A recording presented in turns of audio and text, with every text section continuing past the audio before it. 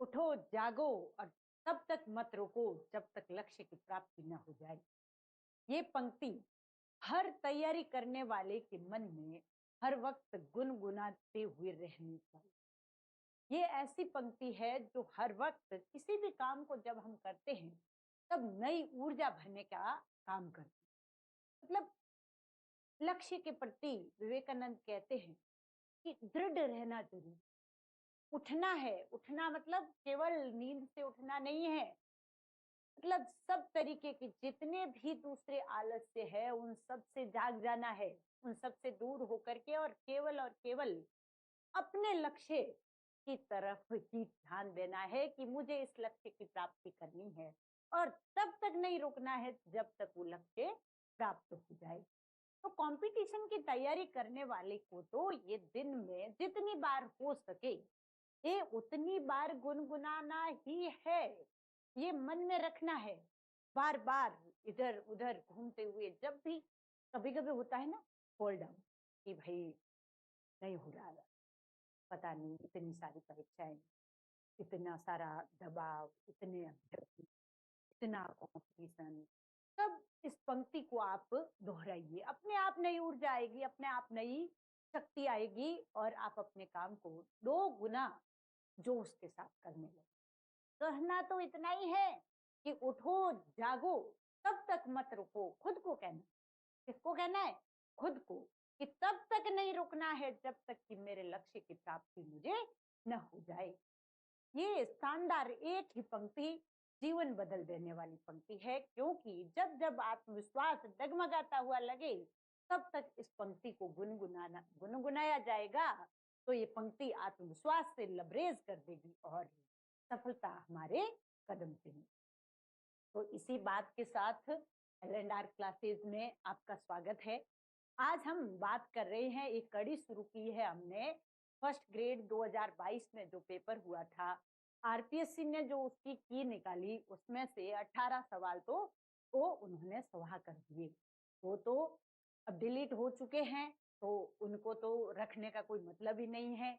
वो कहीं हम प्रमाण के रूप में भी नहीं रख सकते क्योंकि आरपीएससी खुद क्या कर चुकी है, पहले से ही डिलीट कर चुकी है, तो उन पर तो हम बात करेंगे नहीं और बाकी सारे हिंदी के सवालों पर बात करेंगे। हिंदी के जितने सवाल आए हैं और आज हम दूसरी कड़ी में चल रहे हैं। आज एक कड़ी हमने 20 सवालों की थी और अगली कड़ी आज दूसरी कड़ी है। उस कड़ी में हम कुछ व्याकरण के सवालों पर बात करेंगे, कुछ काव्य शास्त्र के सवालों पर बात करेंगे और एक आध साहित्य इतिहास का सवाल भी रहेगा। आज की कड़ी मेरी दृष्टि में पेपर का सबसे आसान पोर्शन मुझे लग रहा है। ये 2022 का पेपर है। 2022 में जो स्कूल व्याख्याता की परीक्षा हुई उसका पेपर है। पहला ही प्रश्न देखते हैं, मुहावरे का सही अर्थ है, यानी कौन सा युग्म है जिसमें मुहावरे का बिल्कुल सही अर्थ दिया गया है? दांत कटी रोटी पक्की दोस्ती, बिल्कुल सही है। दांत कटी रोटी यानी एक दांत से कटी हुई रोटी ही की तरह कैसी दोस्ती? गहरी, पक्की वाली, बिल्कुल गहरी वाली। फिर है गुड़ गोबर करना, यानी गंदगी फैलाना नहीं होगा, काम बना काम बिगाड़ देना, बना काम बिगाड़ देना, यानी पूरा का पूरा, जैसे कोई बच्चा घर बनाता है ऐसे और पूरा बने और लास्ट कोई डिजाइन दे रहा है। क्या करते हैं बच्चे, छोटे बच्चे घांधे बनाते हैं मिट्टी, जो गांव में उपलब्ध है, शहरों में नहीं है। लेकिन जैसे ही उसका ये पूरा हुए और यहाँ पर वो बना रहा है उसको सुंदरता देने के लिए टिकुली, उसी टाइम अगर वो ढह जाए तो वो बना काम बिगड़ने लगता है। वही बात गुड़ का गोबर हो जाना, यानी गुड़ बिल्कुल खराब हो जाना, अर्थ क्या निकलेगा? अर्थ निकलेगा बने हुए काम को बिगाड़ देना, बने हुए काम को क्या कर देना? बिगाड़ देना। चलिए, तो गाल बजाना क्या होता है? चापलूसी करना नहीं होता। गाल बजाना यानी अपनी ही तारीफ व्यर्थ में करते रहना, अपनी ही तारीफ, आत्म प्रशंसा करते रहना। झूठी तारीफ, आत्म प्रशंसा करते रहना, यानी खुद की तारीफ हर वक्त करते रहने वाले को क्या कहते हैं? ये तो अपने गाल बजा रहा है। फिर एक गड़े मुर्दे उखाड़ना ऐतिहासिक उत्खनन नहीं है। उत्खनन में तो चीजें निकलती है, यहाँ गड़े मुर्दे उखाड़ना मतलब कोई मुर्दा बेचारा गड़ा हुआ है और उसको उखाड़ लिया, सीधा अर्थ तो यह है। और लक्षणा से क्या अर्थ निकलेगा कि पुरानी बातों को, भले ही वो भली थी भले ही बुरी थी, उनको याद करना, फालतू में उन्हें बार बार उस बात को उठाना। तो बीती बातों को बार बार उठाना, वो बार बार उठाना या दोहराना, यानी कोई ऐसा प्रसंग जिसे छेड़ने की कोई आवश्यकता नहीं है फिर भी बार बार छेड़ दिया जाए, तब क्या कहा जाता है? क्यों भाई गड़े मुद्दे उखाड़ रहे हो? तो इस प्रकार से बीती बातों को बार बार उठाना। अगला है, किस विकल्प के सभी शब्द अनु उपसर्ग से बने हैं? अनुशासन, अनु उर्वर। क्या होगा? अनुधन शासन। बिल्कुल, अनुशासन में अनु है, लेकिन दूसरा शब्द है अनुर्वर। इसमें क्या होगा? अन धन उर्वर। अब उर्वर में कौन सी मात्रा लगेगी? जो यहाँ ऊ की लगी हुई है वही लगेगी, उर्वर।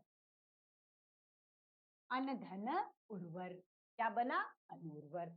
फिर है अनुकरण, अनु रहेगा और करण रहेगा, ठीक है, अनु धनकरण। और अनुचित में वही बात वापस अन आएगा। क्या आएगा? अन, क्योंकि ऊ की मात्रा यहाँ पर लग रही है। अन धन उचित क्या होगा? अन धन उचित। तो अन धन उचित क्या बना? अनुचित। ये शुद्ध व्यंजन था, ये भी शुद्ध व्यंजन है न, और इसमें इधर से ये स्वर वाली जो मात्रा है वो यहाँ आकर लग गई और ये शब्द बन गया क्या?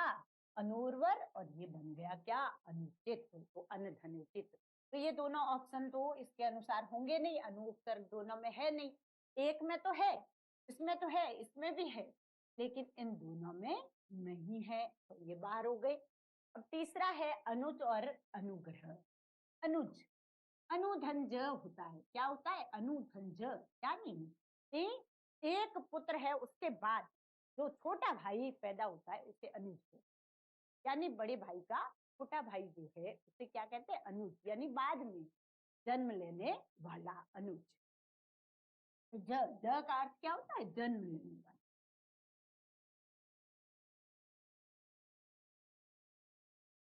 और अनुग्रह, अनुधन ग्रह होगा, अनुधन ग्रह, ये हो जाएगा।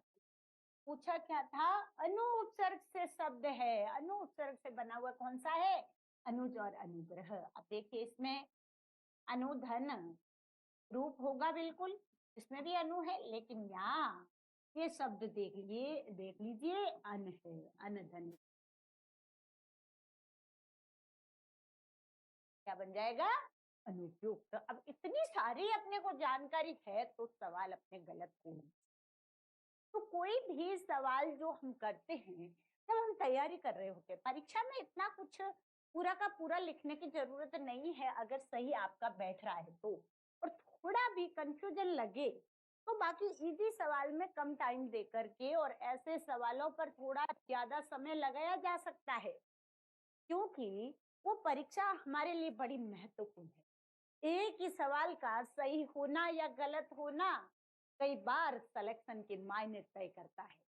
तो परीक्षा बड़ी महत्वपूर्ण होती है, वहां एक एक सवाल को। और मैं अक्सर कहती हूँ कि कोई सवाल टफ नहीं होता और कोई सवाल आसान नहीं होता। क्यों? जो मेरा सही है मैं परीक्षा दे रही हूँ, मेरा सही है वो मेरे लिए आसान है, और मेरा गलत हो गया तो वो टफ है, भले वो कितना ही आसान है। देव की जो अभिधा उत्तम काव्य है, मैं कई बार आपको सुना चुकी हूँ कि वो मेरा सवाल गलत हुआ तो मुझे उसका मतलब जो रहता है ना कि ये सवाल मेरे कैसे गलत हुआ, इस तरीके के सवाल गलत नहीं होने चाहिए। पूरा ध्यान देना है सावधानी से। जब से टफ सवाल उसी पेपर में मैं सही करके आई, लेकिन मैं बार बार ये उदाहरण मेरा खुद का इसलिए देती हूँ कि परीक्षा देते वक्त हमें अलर्ट रहना है। मैंने वो थोड़ा सीधा सवाल देखा और यूं कंफर्ट जोन में, ये तो कुछ भी नहीं ऐसे करके, और वो सवाल जिससे मैंने 11th से पढ़ना शुरू किया था, अभिधा उत्तम काव्य है मध्यम लक्षणालीन वाला, उसको मैंने गलत कर दिया, उसको मैंने गलत कर दिया। तो आप समझ लीजिए, मैं कहना यह चाहती हूँ कि सवाल अपना सही है वही सरल है, अपना गलत है वो सारे, मैं तो कहूँ वो मेरे लिए सबसे टफेस्ट था। ये बात मान लीजिएगा, परीक्षा परीक्षा भवन में आप जो कर रहे हैं वही, वहां क्या लिखा बाद में आप कितनी चर्चाएं कर दो, कुछ भी कर दो, लेकिन वहां कैसी खुद से चर्चा कर रहे हो, अपने आप से बात कर रहे हो, वही काम है। वहां आप अपना 100% दोगे और पहले से अगर मेहनत की हुई होगी, वही विवेकानंद वाली बात पर आप अगर अड़िग रहे, उठो जागो पर, तो आपको कोई सफलता पाने से रोक ही नहीं सकता, कोई माई का लाल नहीं रोक सकता। गलतियां हमारी खुद की होती, कहीं ना कहीं हम मेहनत से चीज चुरा रहे होते हैं, इसमें कोई दो राय नहीं। मेहनत के कई प्रकार है, या परीक्षा में बिगाड़ा किया है वो भी मेहनत से चीज चुराना ही है। किसने कहा पूरी रात पहले आप जागो, परीक्षा से जस्ट पहले पूरी रात जागो, किसने कहा? मेहनत बेकार की। तो जो जो पेपर जो होता है वो कितना अच्छा होगा और कितना डाउन जाएगा, ये पूरा अपने ऊपर डिपेंड, ऑल ओवर अपने ऊपर, खुद के ऊपर डिपेंड है। आप कैसी विषय वस्तु पढ़ते हो उस पर भी निर्भर करता है, और आप कैसे पेपर हल करते हो उस पर भी निर्भर करता है कि आपको सफलता मिलेगी या असफलता। ध्यान रखिए, ये मंत्र है आपकी तैयारी से लेकर, पहले कदम से लेकर जिस दिन आप परीक्षा हॉल में बैठते हो उस दिन तक आपको अपने लक्ष्य के प्रति पूरा का पूरा, मतलब अपना 100% देना है। फिर देख लीजिएगा कैसे आपको सफलता मिलेगी। आपका लक्ष्य आपका बनकर रहेगा अगर आपने 100% दिया। 100% नहीं दिया तो लक्ष्य की गलती नहीं है, फिर भगवान को बुरा कहने की जरूरत नहीं। भगवान उसी का साथ देता है जो खुद का साथ देते हैं। खुद पूरी मेहनत करेंगे तो भगवान को साथ देना ही पड़ेगा। हाँ, भगवान साथ देता है, पर कब देता है? जब हम खुद मेहनत करते हैं। जब कोई एक पत्र अनेक कर्मचारियों, विभागों या शाखाओं को भेजा जाता है, तब उस पत्र को क्या कहा जाता है? यानी जब कोई एक पत्र अनेक कर्मचारियों को, एक ही पत्र है तो एक साथ, पत्र कितने हैं? एक ही है, और 1 2 3 4 5 मतलब अनलिमिटेड, अनलिमिटेड एक साथ सभी को भेजा जा रहा है, तो वो पत्र क्या होगा? परिपत्र होगा। क्या होगा? परिपत्र होगा। कई सारे विभागों को, कर्मचारियों को, शाखाओं को भेजा जाता है, और ये आप गिनकर गांठ बांधिएगा कि ये आरपीएससी का पसंदीदा सवाल है।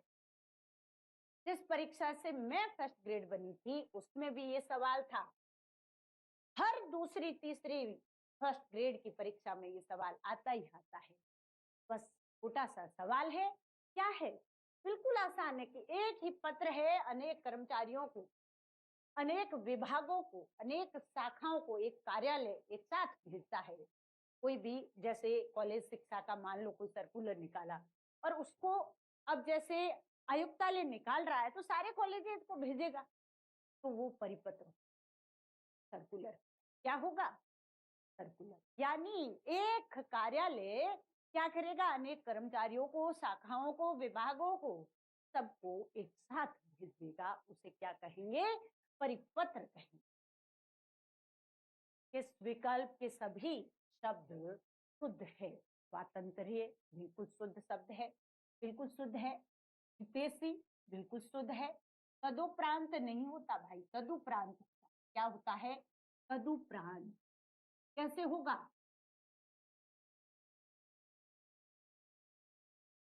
उपरांत होता है। उपरांत क्या होगा? तद धन उपरांत। तद धन उपरांत है तो, या तद धन उपरांत है तो तदुपरांत बनेगा। तद धन उपरांत तदुपरांत बनेगा। तदुपरांत नहीं होता तो ये हो गया गलत। इसने क्या पूछा? सभी शुद्ध है, मतलब सारे के सारे सही है। कौन सा है? निरपराध बिल्कुल शुद्ध है, उच्छ्वास बिल्कुल शुद्ध है, उच्छृंखल बिल्कुल शुद्ध है। तीनों के तीनों शब्द ध्यान दीजिएगा। निरपराध बिल्कुल शुद्ध शब्द है, उच्छ्वास बिल्कुल शुद्ध है, और उच्छृंखल भी बिल्कुल शुद्ध है। अनुग्रहित ऐसे नहीं लिखते, इस प्रकार से लिखते हैं। अनुग्रह ऐसे लिखा जाता है। ध्यान दीजिएगा, ये शब्द भी अक्सर पूछे जाते हैं। अनुग्रह प्रकार से लिखते हैं, और अनुग्रहित होता है। क्या होता है? अनुग्रहित। अनुग्रहित क्या होगा? अनुग्रहित। तो अच्छी बड़ी आएगी, और ग्रहित री की मात्रा। और मंत्रिमंडल नेचुरल बात है, गलती है भाई। मंत्रिमंडल होगा, एक साथ लिखा जाएगा तो मंडल आते ही अपने से पहले वाली मात्रा को कैसा कर देता है? छोटी कर देता है। वो मंडल भार देता है कि मंत्री जी छोटे हो जाओ, मंत्री जी आप छोटे हो जाओ। तो मंत्रिमंडल तात्कालिक बिल्कुल सही लिखा हुआ है। पुष्टि प्रकार से पुष्टि। अभ्यर्थी होता है, अभिधन अर्थी, अभ्यर्थी। और उज्जवल बिल्कुल शुद्ध लिखा। तो यहाँ देखिए, बाकी सब में कोई ना कोई गलत दिख रहा है। ये जो दूसरा ऑप्शन है, निरपराध, उच्छ्वास, उच्छृंखल, ये सारे के सारे इसमें शुद्ध है। तो ये ऑप्शन अपना हो जाएगा। फिर देखिए, ये गद्यांश है जहां से सवाल आए हैं। संसार में हमें प्रत्येक पद पर संघर्ष करके अपना मार्ग स्वयं बनाना पड़ता है। यानी संघर्ष करना पड़ेगा। मंजिल पानी है तो क्या करना पड़ेगा? गद्यांश यही कह रहा है, संघर्ष करना पड़ता है। यदि हम श्रम करते हैं तब जीवन के संघर्ष में हमें विजय मिल पाती है। हम जितने भी साधन संपन्न हो, पर यदि श्रम करने से जी चुराते हैं तो हमारी शक्ति और साधन संपन्नता अकेले हमें लक्ष्य की ओर नहीं ले जा सकती। यानी शक्ति हो और साधन संपन्नता भी हो, लेकिन अगर अभ्यास नहीं हो, श्रम न हो, श्रम अगर हट जाए तो सफलता नहीं मिलेगी, असफलता हो जाएगी, फिर लक्ष्य प्राप्त नहीं होगा। और ये भी है, ये भी है, और ये भी है, तीनों बराबर है तो बिल्कुल सफल होगे, इसमें कोई दो राय नहीं। तो आपके पास संसाधन अच्छे हो, पढ़ाई पर ले लें तो आपके पास सामर्थ्य है पढ़ने का, याददाश्त भी अच्छी है, बहुत अच्छी मेमोरी है, और हमारे पास पैसों की भी कमी नहीं है। किताबें लानी है, क्लास लेनी है, फलाना करना है, ये करना, वो करना, जो भी करना है, टेस्ट लेने हैं, किताबें खूब सारी तरह तरह की लानी है, ये रास्ता अपनाना है, वो अपनाना है, सारे पड़े हैं, लेकिन श्रम नहीं कर रहे हैं, अभ्यास नहीं कर रहे हैं, मेहनत नहीं कर रहे हैं, तो क्या सफल हो पाएंगे? नहीं, नहीं हो पाएंगे। यही बात यहाँ पर कही जा रही है। श्रम का असली रूप तो सारी प्रकृति में देखने को मिलता है। पशु पक्षी जीव जंतु सभी निरंतर श्रम में लगे रहते हैं। रंगीन तितलियां जो कितनी रंगीन कलरफुल लगती है, वो भी बहुत मेहनत करती है, धूप में उड़ती है, फिरती है, और सुगंधित सुमनों के सौरभ का पान करके सुखी होती है। मधुमक्खियों को फूलों की कोश से मधु निकालकर संचित करने में कम श्रम नहीं करना पड़ता। चींटी को तो कविवर पंत ने श्रम का प्रतीक ही बना दिया। चींटी के लिए पंत जी कह रहे हैं, पंत जी क्या कह रहे हैं कि दिन भर में वह मीलों चलती, अथक कार्य से कभी न थकती। यानी चींटी है जो दिन में, एक ही दिन में मीलों चल लेती है, और थकती बिल्कुल भी नहीं। हम तो थोड़ा सा काम किया कि अरे मैं तो थक गई, मैं तो थक गई, मैं तो थक गया, ये करते रहते हैं, मैं तो इतने घंटे पढ़ लिया, अब तो मेरे हाथ काम नहीं कर रहे हैं, अब मेरा दिमाग काम नहीं कर रहा है। और दिमाग काम नहीं कर रहा है तो 2 मिनट बाहर घूमिए, 10 मिनट बाहर घूमिए, फ्रेश ताजा हवा लीजिए, उन्मुक्त होकर बाहर जाकर वापस आइए और बैठ जाइए, मन लगेगा। और मेहनत करने का कोई विकल्प नहीं है, मेहनत कीजिए, सफलता आपकी है। बस गद्यांश में यही है। उक्त गद्यांश का सर्वाधिक संगत शीर्षक कौन सा है? संघर्ष पथ पर, लक्ष्य की ओर, श्रम का प्रतीक, श्रम का महत्व। सबसे ज्यादा इसमें बात किसकी की गई है? श्रम या मेहनत के महत्व की बात की गई है। मनुष्य की लक्ष्य प्राप्ति में सबसे आवश्यक तत्व क्या है? शक्ति, साधन संपन्नता, श्रम, ईश्वर, शक्ति। तो मनुष्य के लक्ष्य प्राप्ति में सबसे ज्यादा मेहनत का योगदान रहता है, बाकी सबका भी रहता है। और मेहनत की तो उसका कोई विकल्प नहीं। आपके पास उचित संसाधन हो और उसके साथ अगर मेहनत पूरे मन से हो तो कोई रोक नहीं सकता। ये अपने L&R क्लासेस के कुछ कोर्सेज है, जिसमें ये है फर्स्ट ग्रेड के कोर्स की बात, जिसमें ऑनलाइन कोर्स रहता है, रिकॉर्डेड क्लासेस रहती है। अभी क्लासेज चल रही है, अंतिम चरण की ओर चल रही है। साकेत अभी चल रहा है, साकेत पढ़ाया जा रहा है। और इसके साथ ही साथ अभिव्यक्ति माध्यम के कुछ टॉपिक हो गए हैं, कुछ बाकी है। कुछ ग्रामर काफी सारी हो चुकी है, थोड़ी बहुत बाकी है। तो ये प्रक्रिया अभी चल रही है और एक एक बिंदु को पूरी गहराई के साथ अध्ययन करवाया जा रहा है। प्रैक्टिस की कोई कमी नहीं है, खूब सारी प्रैक्टिस साथ साथ में करवाई जा रही है। और एक ये टेस्ट सीरीज तो है ही है, लेकिन कोर्स के साथ ही कोर्स में भी खूब सारी प्रैक्टिस करवाने की आदत है, जिसके अनुसार जैसे मैंने खुद ने तैयारियां की थी वैसे ही मैं तैयारी करवाने में विश्वास करती हूँ। और मेरी चाहत, मेरा जो मेन लक्ष्य है वो यही रहता है कि ये जिस प्रकार से हर किसी भी परीक्षा में जब भी अपना चयन हुआ तो टॉप रैंक के साथ हुआ, नहीं तो फिर हुआ नहीं। जहां रहे वहां पूरे ही रह गए, और जहां हुआ वहां टॉप पर हुआ। तो जैसे हमारे नॉलेज को वाइड करना है, सिलेक्शन बाद की चीज होती है, वो हमारी मेहनत पर डिपेंड करती है। एक अभ्यर्थी अपना सर्वश्रेष्ठ सब कुछ देगा तभी सिलेक्शन होगा। चयन का आधार मेहनत है, अभी अभी हमने गद्यांश में भी यही पढ़ा है। चलिए अगला सवाल है, मोतीलाल मेनारिया के अनुसार बीसलदेव रासो का रचना काल है। बीसलदेव रासो आदिकाल की रचना, आदिकाल बीसलदेव रासो नरपति नाल किसकी है? नरपति नाल की। नरपति नाल की लिखी हुई आदिकाल की रचना है। मोतीलाल मेनारिया जो हमारे राजस्थान से ही जुड़े हुए हैं, वो कहते हैं कि ये 16वीं शताब्दी में लिखी गई। कब लिखी गई? 16वीं शताब्दी में लिखी गई। और लिखी किसने? कोई गुजराती कवि है, उन्होंने लिखी। गुजराती कवि नरपति नाल ने लिखी। ये कौन कहते हैं? मोतीलाल मेनारिया कहते हैं।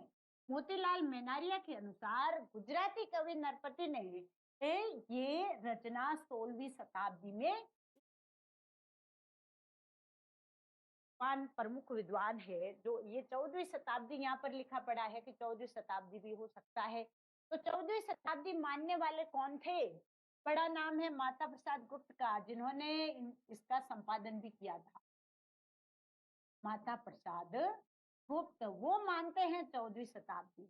तो पिछली बार 16वीं आ गया, तो हो सकता है इस बार आ जाए कि 14वीं शताब्दी किसने माना? तो माता प्रसाद गुप्त ने माना। और सामान्य तौर पर इसका समय 1155 ईस्वी को माना जाता है, 1026 के आसपास भी माना जाता है। तो कुल मिलाकर पढ़ते तो इस रचना को हम आदिकाल में ही है, लेकिन मेनारिया जी ने इसे 16वीं शताब्दी का माना है। चलिए, डॉक्टर रामकुमार वर्मा, डॉक्टर रामकुमार वर्मा ने हिंदी साहित्य की आरंभिक सीमा कौन सी मानी? 693 आदिकाल की उन्होंने शुरुआत मान ली थी। कहां से? 693 से। संधि काल उस समय भ्रंश का समय चल रहा था, उसे संधि काल कहा था। तो इस प्रकार से ये जो 693 ईस्वी का समय है उसे डॉक्टर राम कुमार वर्मा क्या मानते हैं? हिंदी साहित्य की आरंभिक सीमा मानते हैं। बिल्कुल आसान सवाल। फिर है मन के चंचल विकारों को क्या कहते हैं?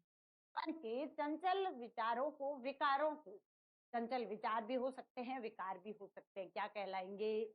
जिनका नाम व्यभिचारी भाव है, जिनको जो संचरण करते रहते हैं, इधर से उधर घूमते रहते हैं, उन्हीं को संचारी भाव कहते हैं।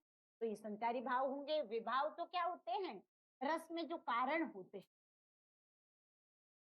जैसे स्थायी भाव, जिन कारणों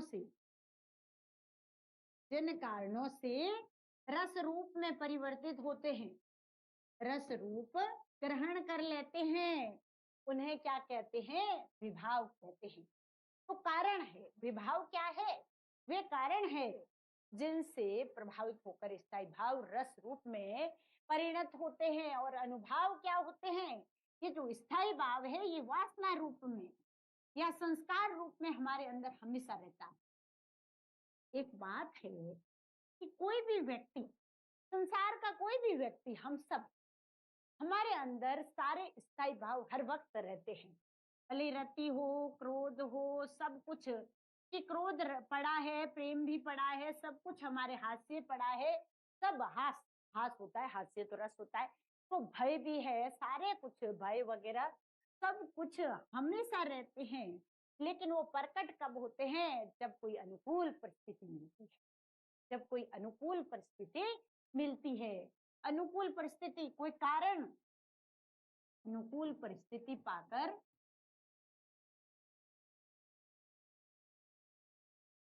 यही स्थायी भाव जो वासना रूप में रहते हैं, वासना का अर्थ क्या है? स्थायी रूप में, स्थायी रूप में, मूल रूप में हमारे अंदर जो भाव हर वक्त रहते हैं। परिस्थिति के अनुकूल हमें कभी क्रोध बार आता है और कभी हंसी आ जाती है वैसी स्थिति देखकर, और कभी कभी प्रेम प्रकट होता है। तो ये सारी बातें परिस्थिति पर निर्भर करती है, लेकिन वासना रूप में ये सारे भाव हर मनुष्य में रहते हैं। और साहित्यिक दृष्टि से देखें तो सहृदय होगा, उसमें रस की परिणति के रूप में ये स्थायी भाव ज्यादा बार आएंगे, और सहृदय कम होगा तो कम आएंगे। ये एक अलग बात है। स्थायी भाव किसमें बदलते हैं? रस रूप में परिणत होते हैं, परिणत हो जाते हैं। यानी ये समझने वाली बातें हैं। बाकी चीजें देखो, कई चीजें होती है जिनको केवल याद करना होता है, लेकिन रस है या मतलब छंद है, अलंकार है, ये चीजें अगर हम अच्छे से समझ लें तो कोई सोते हुए को उठाकर भी पूछेगा तो भी गलत। साहित्य इतिहास में हमें चीजों को, अवधारणाओं को तो समझना होता है, लेकिन तथ्यों को याद करना होता है। लेकिन ये जो टॉपिक है इनमें अधिकतर समझाइश पर ही ये सब कुछ निर्भर करता है। संचारी भाव क्या होते हैं? चंचल विकार होते हैं। जिस प्रकार से एक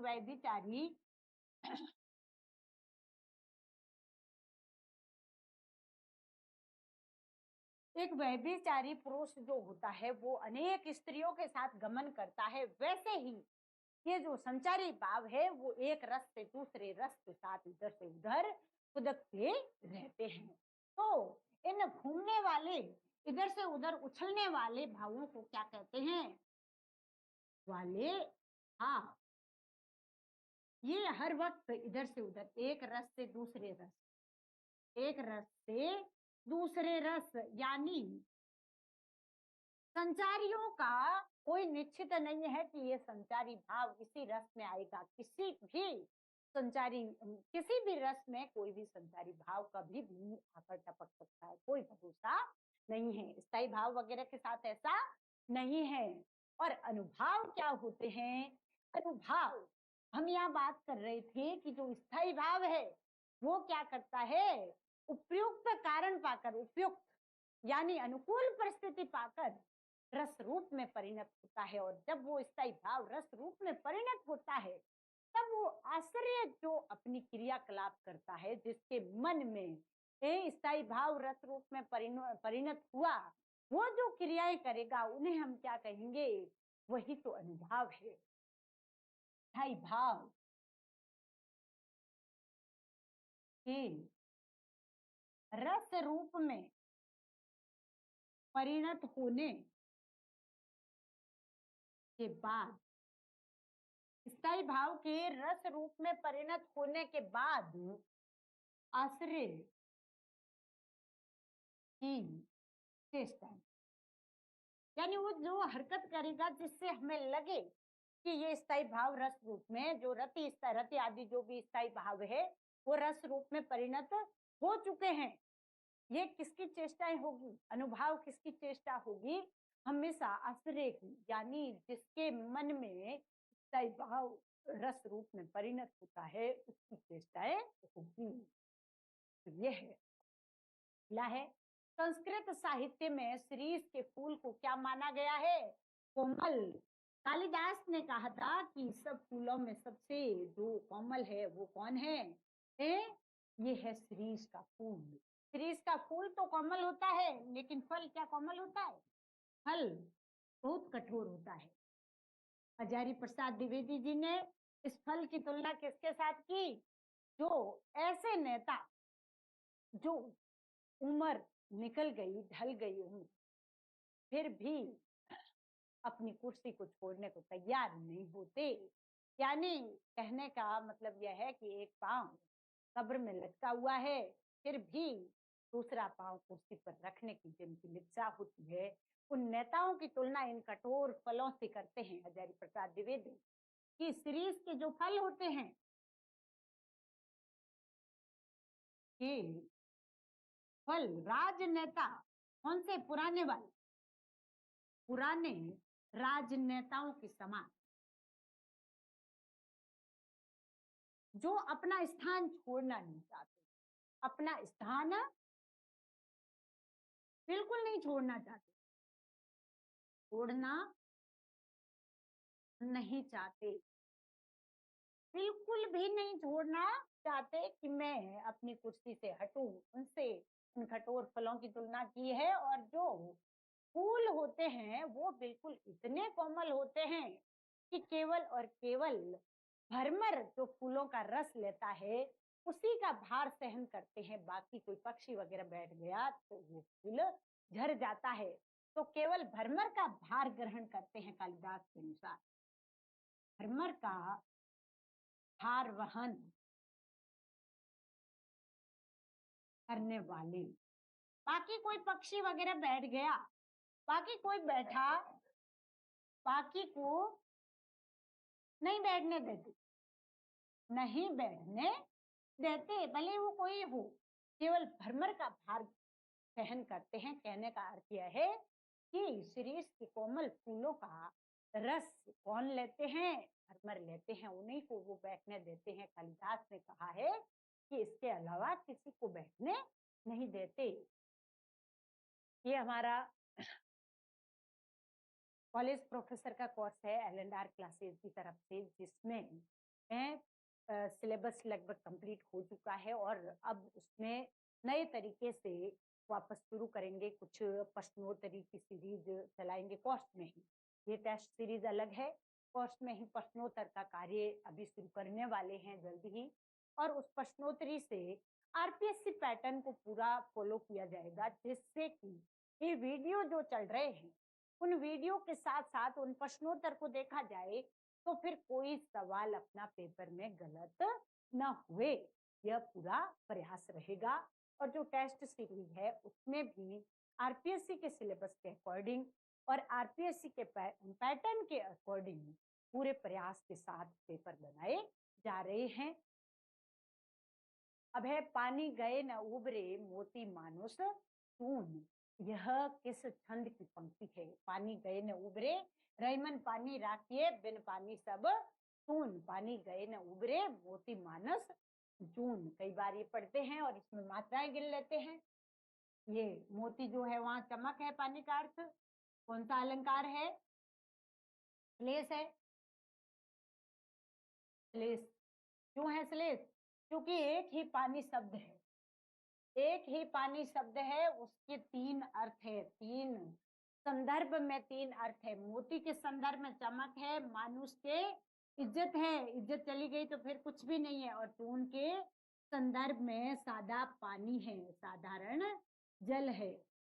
यानी आटा गूंदना है, आटा गूंथे तो कैसे गूंदे? बिना पानी के क्या कर सकते हैं? कुछ भी नहीं कर सकते। आटा तो खा नहीं सकते, तो पानी आटे के लिए भी जरूरी है। वैसे ही मनुष्य की एक बार अगर इज्जत चली जाए तो फिर कुछ नहीं रहता व्यक्तित्व में। और मोती, मोती की अगर चमक ना हो तो मोती को कौन याद करे? मोती को कोई याद नहीं करेगा। तो ये 3 संदर्भ है और 3 संदर्भ के अनुसार ये इनके अर्थ है। तो अलंकार इसमें कौन सा है? श्लेष है। और छंद की बात करें तो मात्राएं लगा देते हैं।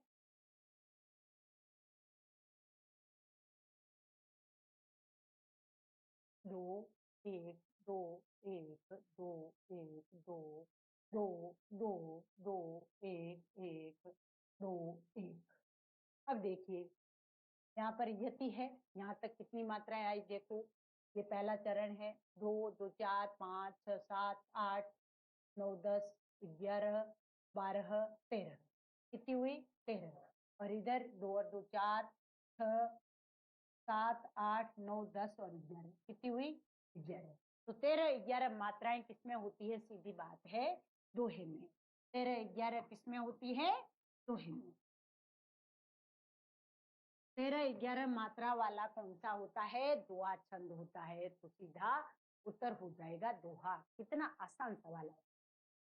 सही क्रम बताइए। ये भी बिल्कुल आसान है। सबसे पहले वेद थे, वैदिक संस्कृत, फिर वैदिक संस्कृत के बाद लौकिक संस्कृत, लौकिक संस्कृत के बाद कौन सी है? पाली, पाली के बाद कौन सी है? प्राकृत। वेद, वैदिक, वैदिक से लौकिक आई, लोक में प्रचलित संस्कृत, लोक वाली। और फिर इससे पाली आई जो गौतम बुद्ध की है, बौद्ध धर्म की है। और फिर प्राकृत आई जो जैन धर्म की है। तो इस प्रकार से हम देख रहे हैं ये प्रक्रिया लगातार चली थी।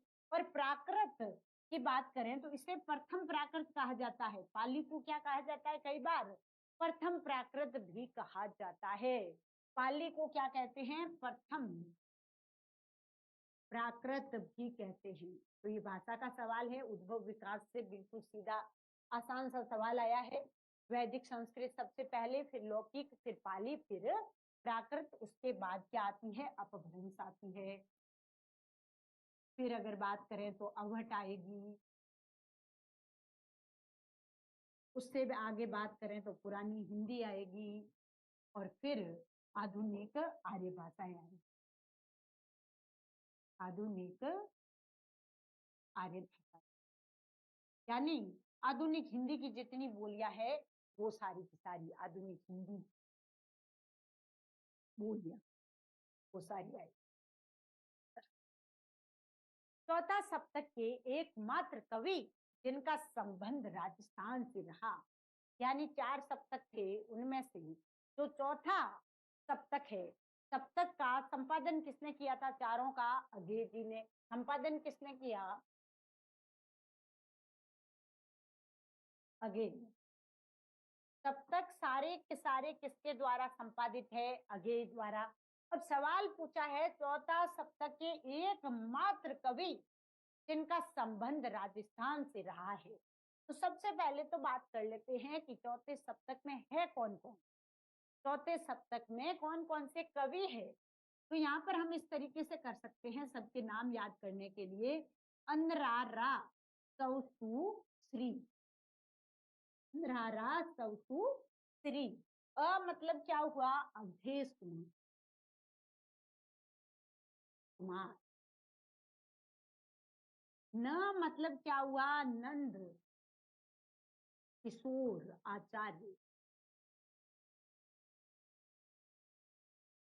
जो बीकानेर के हैं इन पर और बात करेंगे। बीकानेर राजस्थान के, तो उत्तर तो यही है, नंद किशोर आचार्य। फिर राम मतलब राजकुमार, राजकुमार कुंभज, राजकुमार कुंभज। राम मतलब क्या है? राजकुमार कुंभज। फिर रा आया इनका मतलब है राजेंद्र, राजेंद्र। और सव आया मतलब स्वदेश भारती, स्वदेश भारती। और सु आया, सु का मतलब है सुमन राजे, हिंदी साहित्य का आधा इतिहास जिन्होंने लिखा है वो वाली सुमन राजे, सुमन राजे। और श्री का मतलब क्या है, श्री राम वर्मा, श्री राम वर्मा। तो ये सप्तक में कितने कवि होते हैं, 7 कवि होते हैं। और 7 कवियों के पहले पहले ये जो अक्षर है उससे हम इस प्रकार से याद कर सकते हैं, क्योंकि नए नए से कवि है इसलिए नाम याद करने में थोड़ी बहुत दिक्कत हो। और 4 सप्तक है पूरे, और हर सप्तक में 7 कवि है तो है भी ज्यादा। तो इनमें से राजस्थान के कौन है, नंद किशोर आचार्य जी। और नंद किशोर आचार्य जी ने कविता और आलोचना, नाटक यानी गद्य पद्य दोनों में है। कविता में भी बहुत चर्चा में रहे थे, आलोचना में भी रहे, नाटकों में भी रहे। तो बात करें कविता की तो उनकी प्रसिद्ध रचना रही रचना का सच, रचना का सच इन्होंने लिखी थी। एक समुद्र था इनकी रचना थी, और एक इनकी रचना थी जो बाद में पुरस्कृत हुई है, छीलते हुए अपने। वैसे और भी बहुत सारी है, छीलते हुए अपने ये लेटेस्ट इनकी पुरस्कृत रचना है जो बहुत महत्वपूर्ण है परीक्षा की दृष्टि से भी। वैसे इनकी सारी रचनाएं महत्वपूर्ण है, ये सारी कविताएं काव्य संग्रह, काव्य संग्रह इस प्रकार के हैं। और बात आलोचना की करें तो आलोचना इनकी सबसे प्रसिद्ध रही है वो है अगे की काव्य तितिर्षा, अगे की काव्य तितिर्षा। अगे की काव्य तितिर्षा, पुस्तक का नाम क्या है, अगे की काव्य तितिर्षा। तितिर्षा शब्द इस प्रकार से लिखा जाता है,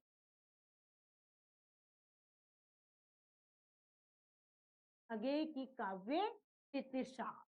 अगे की काव्य तितिर्षा किसकी रचना है, अक्सर नेट वगैरह में ये सवाल पूछा गया है, इसलिए कभी भी पूछा जा सकता है किसी भी परीक्षा में। ये आलोचना है किसकी, नंद किशोर आचार्य द्वारा लिखी गई। और बात नाटक की करें तो इनका देहांतर बड़ा प्रसिद्ध रहा था। देहांतर नाटक नंद किशोर आचार्य जी ने लिखा, वो बहुत अधिक प्रसिद्ध रहा था। शक्तिर निपुणता लोक शास्त्र काव्याध्यवेक्षणात्, काव्यज्ञ शिक्षायाभ्यास इति हेतु सत उद्भवे। काव्य हेतु विषयक यह मत किस आचार्य का है, शक्तिर निपुणता। मोहम्मद तो शक्ति निपुण हुए, सीधी बात है। मम्मट कौन होंगे, मम्मट। तो मम्मट का है, किसका है, मम्मट का। शक्तिर निपुणता लोक शास्त्र काव्याध्यवेक्षणात्, काव्यज्ञ शिक्षायाभ्यास इति हेतु हेतु उद्भवे। तो इसका क्या होगा कि मम्मट क्या कह रहे हैं कि किसी कवि में, किसी भी कवि में शक्ति या प्रतिभा, शक्ति या प्रतिभा मूल रूप से रहती है, जिसे हम वासना रूप कहते हैं, जिसे हम संस्कार रूप कहते हैं, उस रूप में पहले से रहती है। तो शक्ति, शक्ति का क्या है अर्थ, शक्ति किसी भी कवि में मूल रूप से रहती है, मूल रूप से रहती है। शक्ति किसी भी कवि में मूल रूप से रहती है। और निपुणता जो है वो लोक शास्त्र काव्याध्यवेक्षणात्। और निपुणता कैसे आती है, लोक व्यवहार से। लोक मतलब लोक व्यवहार, लोक व्यवहार और शास्त्र ज्ञान, शास्त्र अध्ययन कह सकते हैं, अध्ययन और काव्य के अनुशीलन, यानी बार बार उसे पढ़ने समझने, अनुशीलन से निपुणता आती है। से क्या आती है? निपुणता आती है। तो यहाँ पर जो महत्वपूर्ण शब्द है, सबसे पहला क्या है? शक्ति, जिसे हम प्रतिभा कहते हैं, प्रतिभा। दूसरा महत्वपूर्ण शब्द आ रहा है निपुणता। और तीसरी बात जो आगे यहाँ पर देखिए कि शक्ति तो किसी कवि में मूल रूप में या वासना रूप में रहती है, और जो निपुणता है वो लोक शास्त्र और ज्ञान से अर्जित की जाती है। और उसके साथ ही साथ काव्यज्ञ शिक्षा या अभ्यास इसी हेतु सत उद्भवे। आगे मम्मट कहते हैं किसी काव्य मर्मज्ञ शिक्षक की के शिक्षक के सानिध्य में रहकर कोई भी कविता का अभ्यास करे, उसके दिशा निर्देशों में अभ्यास करे, तो ये काव्य हेतु कहलाते हैं। पंक्ति का क्या अर्थ है?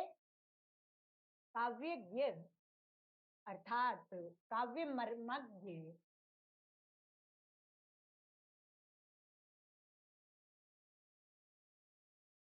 की दिशा निर्देश में, दिशा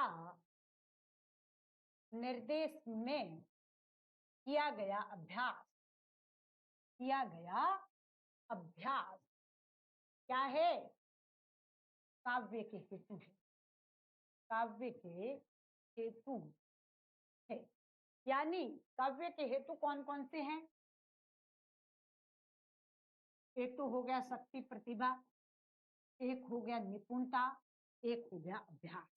तो ये तीन काव्य हेतु मम्मट ने माने हैं और तो तीनों को एक साथ व्याख्यायित किया है कि शक्ति तो मूल रूप में रहती है और जो निपुणता है वो लोक व्यवहार शास्त्र अध्ययन और काव्य के अनुशीलन से आती है। और उसके साथ ही साथ किसी योग्य शिक्षक के दिशा निर्देश से कोई अभ्यास करता है, ये तीन चीज एक साथ मिलती है तब ये काव्य हेतु बनते हैं, अर्थात कविता के निर्माण के कारण बनते हैं। हेतु किसे कहते हैं? कारणों को कहते हैं। हेतु क्या है? कारण। हेतु यानी कारण। माधव के ब्याह को कितने साल हुए थे? कौन सी कहानी का सवाल है? कफन। किसकी है? प्रेमचंद। कफन कहानी प्रेमचंद ने जब लिखी तब उनका पूरी तरह से मोहभंग हो चुका था। पहले आदर्शवादी थे, आदर्श आदर्श के बाद आदर्श उन्मुख यथार्थवाद की ओर आए, धीरे धीरे यथार्थ, और उसके बाद बिल्कुल यथार्थ पर आ गए। और यथार्थ पर जब आए प्रेमचंद तो उसका सबसे बड़ा उदाहरण अगर कुछ है तो वो कफन है। बाद में जितनी यथार्थवादी रचनाएं लिखी गई उनका आधार ये कफन बनी। उनका आधार क्या बनी? ये कफन कहानी बनी। तो ये कफन कहानी अति यथार्थ कह सकते हैं। मतलब भूख किस प्रकार से व्यक्ति को संवेदनहीन बना देती है, इस पर प्रेमचंद बार बार बात करते। भूख है वो व्यक्ति को क्या बना देती है? संवेदनहीन। हिंसा लाती है। भूख क्या लाती है? संवेदनहीनता लाती है। भूख किसी की सगी नहीं, भूख किसी की सगी नहीं है। और ये जो माधव और घीसू है, प्रेमचंद कहते हैं कि अकर्मण्य होते जा रहे हैं, और उसका साथ साथ कारण भी प्रेमचंद खुद बताते हैं। वो कहते हैं कि बाकी सब दिन और रात मेहनत भी कर रहे हैं तो वो क्या पा रहे हैं? वे दिन रात मेहनत करके भी कुछ नहीं पा रहे, इस वजह से उनके मन में अकर्मण्यता आती है। तो कफन में खूब सारे एस्पेक्ट एक साथ चलते हैं। तो यहाँ अपने सीधा सा सवाल है कि माधव के ब्याह को कितने साल हुए थे? एक घिसू कहता है कि एक लगभग बीते साल वो इस घर में आई थी और उसने 1 साल तक बहुत सुख इस घर को दिया। तो 1 साल हुआ। कितना हुआ है? 1 साल। घिसू ने कहा था, घिसू ने क्या कहा था कि बीते साल।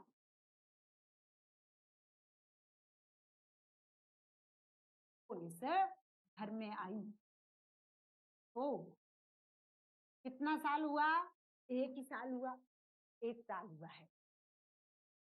फिर है, ये हमारे सेकंड ग्रेड की क्लासेस की बात है। सेकंड ग्रेड की क्लासेस अभी रिकॉर्डिंग क्लासेस ही है, वही है, रिकॉर्डेड ही रहेगा मैटर सारा। और इसमें अभी सिलेबस चल रहा है, रनिंग में हो रहा है, रिकॉर्डेड क्लासेस डाली जा रही है। और सेकंड ग्रेड में भी सिलेबस के अकॉर्डिंग जो सिलेबस में ज्यादा महत्वपूर्ण है उस पर ज्यादा महत्व डाला जाएगा। और इसकी भी टेस्ट सीरीज साथ साथ चलेगी, तो कोर्स वालों के लिए फ्री रहेगी और दूसरे लोग भी टेस्ट सीरीज से अभ्यास जरूर कर सकते हैं। अगला सवाल है, देवनागरी लिपि की विशेषता नहीं है। देवनागरी लिपि की विशेषता नहीं है। देवनागरी की कौन सी विशेषता नहीं है? असंगत कौन सा है? तो वर्णमाला का वर्गीकरण तो है ही देवनागरी में, पूरा का पूरा वर्णमाला अलग अलग है, स्पर्शी है, ये है, वो है, स्वर किस प्रकार से है, पूरा का पूरा वर्गीकरण कर रखा है। और लिपि चिन्हों के नाम ध्वनि के अनुरूप है, बिल्कुल। ग है तो बोला ग जा रहा है तो ग लिखा जाएगा, पर एक ध्वनि के लिए एकाधिक लिपि चिन्ह नहीं है, नहीं है एकाधिक। क्यों नहीं है? क्योंकि ल लिखा है तो ल बोला है तो ल ही लिखा जाएगा, वैसे नहीं है। अंग्रेजी में जिस प्रकार से एक ध्वनि के लिए एक से अधिक या कम लिपि चिन्ह भी हो सकते हैं, अंग्रेजी वाली स्टाइल यहाँ पर साइलेंट वाली वैसे कुछ भी नहीं है। एक लिपि चिन्ह है तो एक ही उसकी ध्वनि है।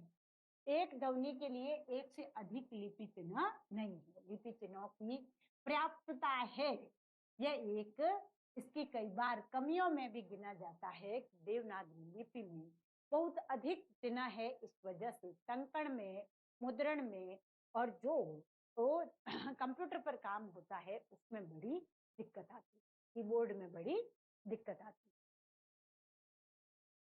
रीतिबद्ध कवि वे हैं जिन्होंने रीति ग्रंथों की रचना न करके काव्य सिद्धांतों या लक्षणों के अनुसार काव्य रचना की है।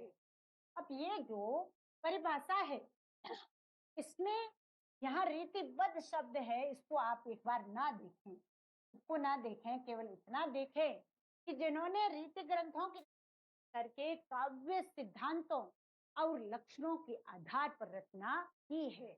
यानी रीति ग्रंथ लिखन, रीति ग्रंथ जैसे अलंकार ग्रंथ होते हैं, जैसे भाषा भूषण है, ऐसे खूब सारे, रस सारांश है, खूब सारे जो भी है वो सारे के सारे रीति ग्रंथ। वो लिखा नहीं लेकिन सिद्धांतों को लिया, लक्षणों को ध्यान में रखा, ध्यान में रखा। तो ऐसे कवि कौन थे? बिहारी। ऐसे कवि कौन थे? बिहारी। और बिहारी को विश्वनाथ प्रसाद मिश्र जो यहाँ ऑप्शन दे रखा है वो क्या कहते हैं? रीति सिद्ध कहते हैं। क्या कहते हैं? रीति सिद्ध कहते हैं। लेकिन रीति सिद्ध किसने कहा? विश्वनाथ प्रसाद मिश्र। रीति सिद्ध कहने वाले कौन? विश्वनाथ प्रसाद मिश्र। और इन्हीं कवियों को रीतिबद्ध नाम दिया था। रीति काव्य की भूमिका जिन्होंने लिखी, डॉक्टर नगेंद्र। रीति काव्य की भूमिका, काव्य की भूमिका लिखने वाले कौन? डॉक्टर नगेंद्र। और उन्होंने उन्हें क्या कहा? जो सिद्धांत और लक्षण के अनुसार काव्य रचना करते हैं उन्हें रीतिबद्ध कहा है डॉक्टर नगेंद्र। मिश्र बंधु विनोद के कुल प्रकाशित भाग कितने हैं? कुल प्रकाशित 4 है, जिसमें से प्रथम 3 कब हुए थे प्रकाशित? प्रथम 3 1913 में प्रकाशित हो गए, और जो चौथा भाग है वो कब प्रकाशित हुआ? 1934 में। कब प्रकाशित होता है? 1934 में। मिश्र बंधु विनोद के 4 भाग प्रकाशित हुए, उनमें से प्रथम 3 1913 में और चौथा भाग कब प्रकाशित हुआ? 1934 में। बिल्कुल आसान सवाल। रीति मुक्त काव्य धारा में उन्हें नहीं माना जाता। रीति मुक्त में सीधे यही है, घनानंद बोधा, आलम, ठाकुर और द्विजदेव। इसके अलावा जो नाम आ रहे हैं वो सारे के सारे कहाँ चले जाएंगे? ये दूसरी धाराओं में, जैसे यहाँ पद्मेश आया है, है, ठाकुरे बोधा है, इधर आ गए तो ये हो गए। और पजनेस क्या है? रीतिबद्ध है। कैसे कवि है? रीतिबद्ध है। इन्होंने पजनेस पचासा नाम की इनकी रचना मिलती है। पजनेस पचासा है, पचासा, पचासा उसमें क्या है? प्रकाशा, प्रकाशा है या पचासा है? ये पजनेस प्रकाशा भी। ये रचनाएं जो है ये अलंकार, अलंकार ग्रंथ है। तो ये किसमें चले गए? रीतिबद्ध। ये रचनाएं किस प्रकार की है? अलंकार है। प्रकाशा भी मिलती है और पचासा भी मिलती है, और ये दोनों अलंकार ग्रंथ है। कैसे ग्रंथ है अलंकार। प्रकाशा शब्द आता है, प्रकाशा। तो ये पजनेश प्रकाशा किस प्रकार की है अलंकार ग्रंथ है। तो ये रीतिबद्ध कवि होते हैं। मेरे तुलसीदास की रचना नहीं है। रामलला नेहरू है बिल्कुल, पार्वती मंगल है, जानकी मंगल है, राम रक्षा स्रोत ऐसी रचना है जिसे रामानंद की रचना माना जाता है। कई विद्वान मानते हैं और कई नहीं भी मानते। तो ये रामानंद किसकी है? रामानंद की प्रमुख रचनाएं तो कौन सी है? वैष्णव, वैष्णव मताब्द भास्कर, और दूसरी है रामार्चन पद्धति। दूसरी क्या है? रामार्चन पद्धति। और रामार्चन पद्धति जो है वो अर्चना और पूजा पर है, अर्चना पूजा पर। और वैष्णव मताब्द भास्कर नाम दिया हुआ है, तो इसमें वर्णन किसका होगा? इसमें होगा वैष्णव मताब्द भास्कर। ये महत्वपूर्ण है, इसकी जो विषय वस्तु है वो महत्वपूर्ण है। एक शिष्य थे रामानंद के, सुरसुरानंद। ये महत्वपूर्ण है, कई बार पूछ भी ले। शिष्य थे कौन? सुरसुरानंद। और सुरसुरानंद, सुर सुरा नंद, इनके सवाल थे कि सवाल और जवाब किसके? रामानंद के जवाब, रामानंद के जवाब। ये किसमें था? वैष्णव मताब्द भास्कर। ये किसमें है? वैष्णव मताब्द भास्कर। इसमें वैष्णव मताब्द भास्कर में क्या है सुरसुरानंद।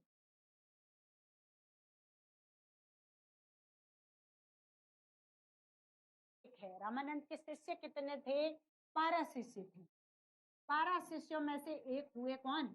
सुरसुरानंद। उन्होंने पूछे सवाल और जवाब देने वाले कौन? रामानंद। ये है वैष्णव मताब्द भास्कर में। और बात करें तुलसीदास जी की रचनाओं की, तो जो रामलला नेहरू है ये तो विवाह के समय